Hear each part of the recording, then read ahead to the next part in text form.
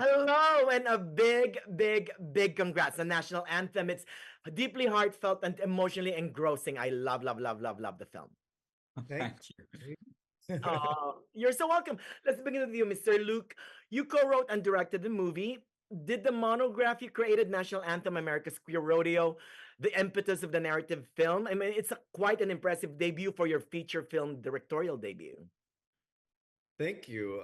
Yeah, it really started with originally my father. I grew up going to rodeos. He was in the Professional Rodeo Cowboys Association, Wow. and the book National Anthem is about this real community and subculture. And so, yeah, the film was always meant to expand on that and to be a Western for our new world. Oh, I love it. And I love your hat, by the way. I forgot mine. Next time. And Mason, memorable as Carrie. Describe your character to us. And was that the reason what got you interested in joining and playing the part? Oh, Carrie is absolutely lovely. I fell in love with her when I got the sides, for the actual, audition if I was interested in it, and I immediately was like, of course, yeah, this is exactly the kind of thing that I want to do as an actor, that I haven't really been able to do often because so much of like.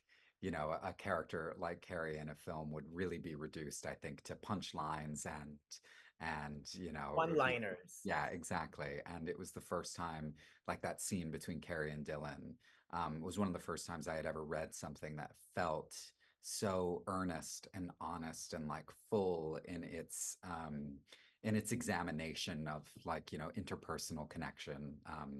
And that was truly like that moment sung for me. And I immediately was like, I have to be a part of this. It's beautiful.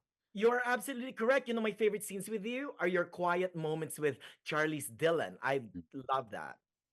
Yeah, our friendship, both on camera and off, was so transformative for me. It's like he's a remarkable individual, so wonderful in this film. I mean, his performance as Dylan is truly amazing, and as an actor, I just felt so privileged not only to get to speak the words that Luke created, but to be able to do it so beautifully opposite someone like Charlie. Oh, now Luke, along that same line, I mean, talk to us about your two leads, Charlie Plummer's Dylan and Eve Lindley's Sky. I mean, two great actors. Talk to us about how you zero in on them and to play your very adult, very grown up love story. Well, there was so much in terms of what was on the page that both of them just brought with their own being and their heart and souls, and they just understood the characters so through and through from the very beginning. Fun fact is that I actually photographed Charlie Plummer right as I was beginning to write the script, and they put him in a Western shirt on the shoot in like 2018. And I just immediately was like, oh my God, it's Dylan. And so I had him in mind. And then the producers, while I was writing, and then the producers, LD, they had just made a movie with him. And when they read it, they were like, oh my God, Charlie Plummer would be amazing for this. So it just manifested so beautifully. And he called me and we had like a 3 hour long conversation about it. And just really connected so deeply on the nuances immediately of how to bring both a tough and tender cowboy to life. Um, and Eve, Zachary Drucker is one of our brilliant producers, and she knew Eve and suggested her and thought that she would be so perfect. And she really was. She, from the very first conversation we had, she just really understood that Sky just brings this sunshine to any room that she's in, and is just such a warm, inviting character to Dylan, but also to the audience. She really draws the audience in to this world, much like Mason's Carrie does too. They're both these kind of mothering figures that really contrast what he's experiencing at home with his biological family. You know what? I totally agree. Now, Mason, quickly describe the community of these gay rodeo performers. I mean, they're almost like neo hippies to me. I want to be part of that tribe, by the way. I mean, I definitely did not want to leave. Like, as we were making the film, I think we all felt like that was a world that we would be privileged to, live out your life within. truly was a once in a lifetime experience to get to experience it up close. But yeah, there is a little bit of a bit of like a hippie vibe within it.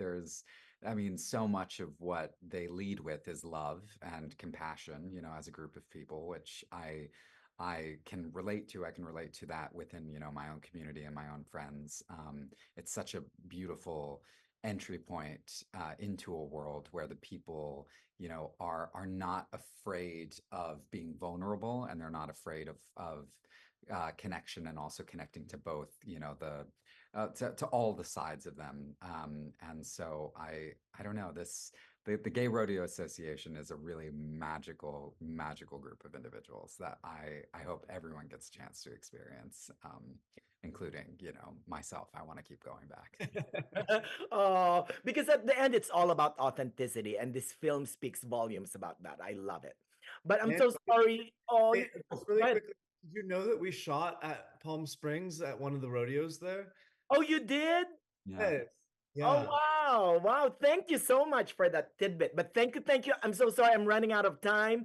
But a big congrats on National Anthem again. A queer love story that bravely goes beyond the rainbow.